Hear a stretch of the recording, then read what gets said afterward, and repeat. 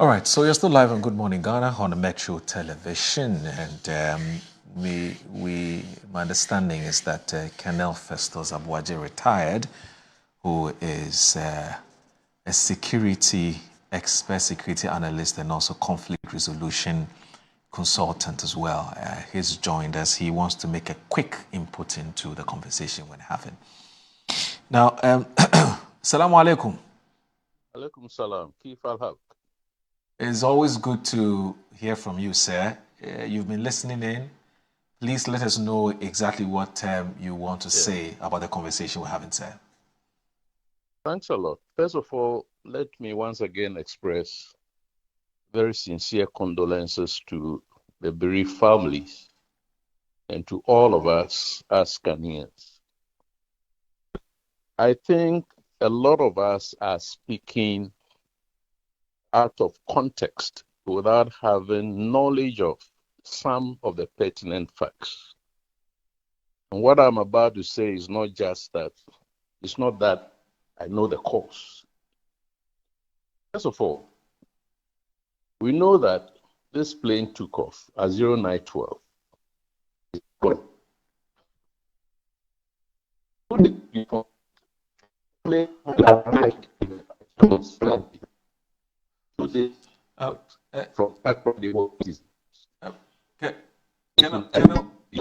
Hello?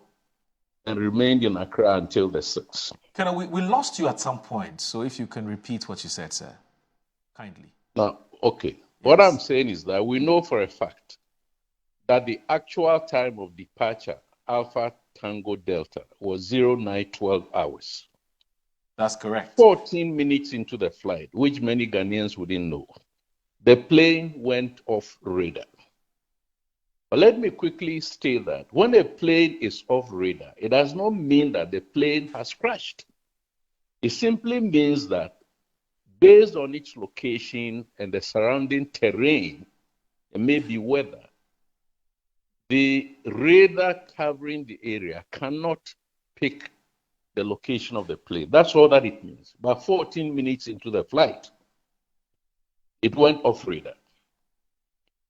If the plane was expected to arrive at Obuasi after 15 minutes flight at about 10:02 hours, at 10:02 hours, the plane was not there. So per standard protocol, an alert was made. And I'm aware personally that the Ghana Air Force called Kumasi, and when I say Kumasi, I mean the Central Command, to say that there is a plane. Of course, the Central Command knew because some of the elements in Kumasi were already in Obuasi, where they also have an FOB. Have you seen the flight? That was 30 minutes later. Per protocol, after 1 hour, if the plane is still not found, its location, then the distress call is made. That's the protocol. So every substantive action to find the plane technically started after 1100 hours. Now, what did Central Command do? The FOB at Obuasi was told that you are expecting the plane at Long Clay Stadium, Sports Stadium. So if the plane is not there, can you go to the Ashanti Gold airfield and see whether the plane is there? That was the function the FOB played. Then 4BN was directed now to deploy a search team. Now remember, the soldiers are not sitting down in barracks, sleeping. So you need to find them, quickly mobilize them, find the transport, and then start moving from the location of Central Command 4BN Afari area there towards Sikamai. It's not 5 minutes distance. To cut it short, the team led by the commanding officer of 4BN got to the crash site at 1400 hours, 2 p.m. The regional minister got to the crash site at 1500 hours, 3 p.m. Now remember, from the start, I had estimated that The plane crashed about 09:53, 09:55. By 10 o'clock or 10:00 hours, the plane had crashed. When it crashed, the farmer or farmers who were in the forest, plus some civilians in the village who had seen, as you had just shown, were moving to the area. So the locals had a lead time of 10 o'clock to 2 o'clock, which is 4 hours. It is not correct for anybody to say that the military did not get there and allow the civilians. The civilians were already there. Either they were on the mountain or they were in the village, Sikamai, and were moving there. Nobody could have prevented that. It is out of curiosity, out of our indiscipline, out of lack of knowledge and so on, that when they got there, they started, removing critical exhibits from there. Now let me take another angle. Remember on another news file Saturday, I had said that a second helicopter should have been deployed, or a second aircraft. At the time, I didn't know. But Ghana Air Force has an Mi-17 Russian, bigger than the Z9. That was based in Tamale for Boko crisis duties. Oh. It was task ordered to move from Tamale to Kumasi, which it did. By the time it should have taken off for an aerial reconnaissance or aerial search and rescue, it was already clear in the media that the crash site had been found. So that plane did not stay there. At about the same time, General Headquarters or High Command ordered the CASA 125, which is a transport plane, to move from Accra to Kumasi. When it did, it moved with the preliminary investigation team. That was a plane that we saw back in Accra with the coffins. Anyway, when the 4BN team, went to Sikamai, they went with 2 ambulances. And there was another ambulance that came probably with the regional minister, who also came with the fire service and so on. I think the police came with another ambulance. So there were 3 ambulances. Those ambulances had body bags, at least the one from the military or whatever it is. So those were the ambulances that were used. And I want to explain that ambulances should not take dead bodies, but under certain circumstances, they can convey dead bodies. After that, the ambulances need to be sanitized, fumigated, and so on. So there was nothing wrong with that. They took the bodies to the Prempeh I International Airport, Kumasi. It was there that the bodies were transferred from the sacks that we saw into body bags. Then the plane and put on the CASA 125, which took off. Now, all the preparations that we saw at Accra, coffins draped with Ghana flag, happened in flight. See, the coffins were not prepared on the ground. In fact, the coffins had been ordered at the instructions of the CDS from Accra, not from Kumasi. The picture one gets is that if you piece the timings together, circumstances did not prevent anybody from being at the crash site in 30 minutes, in 1 hour, in whatever. Per protocol, all actions substantive started at or from about 1100 hours. And then it took another, let's say, 3 hours for the troops to be there. Anybody will tell you, even the regional minister moving from Obuasi took about 2 hours.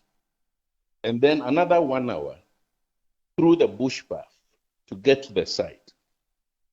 In a way, the presence of the locals helped us to be able to identify the crash site. Let Ghanaians remember that at Atiwa, it took 3 good days before we knew where the crash site was. So the local community were a blessing. They played a positive role, including joining with the military or the recovery team to recover the bodies or body parts from the slope where the plane had, crashed. But on the other hand, they also played negative roles because the protocol is that no exhibit must be tampered with. They must lie where they are. Because the investigation team, during the forensic analysis, will be able to build a picture as to how the plane crashed and how its parts were strewn, including the bodies, were strewn here or there. Finally, let me say that in that general area, and I think we all saw the hills, in that Obuasi general area, the highest peak is 1,250. Accra is 200 feet above mean sea level. Obuasi is 1,250. The crash site or impact site is 725 feet above mean sea level. So this high ground. We know also that the accounts say a bo esi. And we know what the bo is. It's fog. So the plane was not flying in daylight. But what GMET had told us that July and August were going to be this or that, misty, rain, storm, whatever it is. That was the kind of condition that it was flying through. We know now that there were two other helicopter flights moving in the southern part, which all emergency landed. One aborted, the other one continued. We know that even yesterday, a Volta River Authority helicopter, it happens to be also a Z9, but the original one based on the French Dauphin model. What crashed from the Ghana Air Force was the Chinese, if you like, Chinese model. So the conditions have not been very helpful, naturally. I think any one of us who wants to speak must speak based on the context of what it is that the situation actually was. But if we are not very careful, for instance, it is good that the regional minister was there as head of the REGSEC. But the regional minister and the REGSEC are not the search and rescue team, and they are not investigation bodies. They don't take operational and tactical decisions. They take political decisions. So even if they are there, even if the CDS himself was a Sikaman, it was not in his place to be interfering with the work that the team leader, in this case, the commanding officer of 4BN, was doing with the search and rescue team. We need to understand that. There was no need to hurriedly remove the bodies and any part from the crash site. And under the circumstance for somebody to say that, let's use cocoa sacks. There was absolutely no need. The bodies should be there for the investigation team to come at minimum, peg their locations, do the photographs, and then recover the bodies. Lastly, Moro, it is not true that the bodies would have melted the the body bags or the cadaver, pouches and so. It's not true. It's not correct. They are heat resistant. You see, and let's recall that the crash happened at 1000 hours latest. Now we're saying that by 1400 hours, 1600 hours, and we know that the bodies were being made late in the evening, that the bodies were still smoldering and couldn't. If that was the case, and I maintain, because I'm also from the village, if the body heat could melt the body pouches, they could also burn the cocoa sacks. By the way, they were carried by human beings who were not burnt. Okay. So we must not have any excuses as to why bodies had to be put. Look, the protocol is that one is dignity. One is securing the bodies and their fluids in order to preserve the evidence. And then 3, to also stop contamination, for those who are carrying the bodies away. In a way, there were lapses. But it is not as if,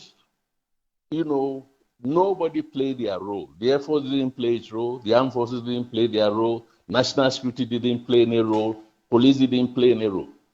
Now let me say that we know the use of cocoa roads. Because when we saw, indeed I'm told, that the National Fire Service tender actually slipped off the road that we saw it moving on, and probably has still not been recovered or has been recovered later. You see, so these are some of the contextual, facts, which unfortunately for the armed forces, which are always silent, cannot come out and tell everybody. But indeed, that is even a bit of a breach, because we need constant updates. And it's not too late for the armed forces to catalog all the events from 0912 till today. What they did, what we have found, what we have not found, what remains to be done. It helps to carry Ghanaians along, rather than this palpable silence, that as usual, we are faced with. But I thank you for the opportunity. And I also want to thank you very much. In fact, we want to thank you very much for this very, very important and useful insights, as far as this conversation is concerned.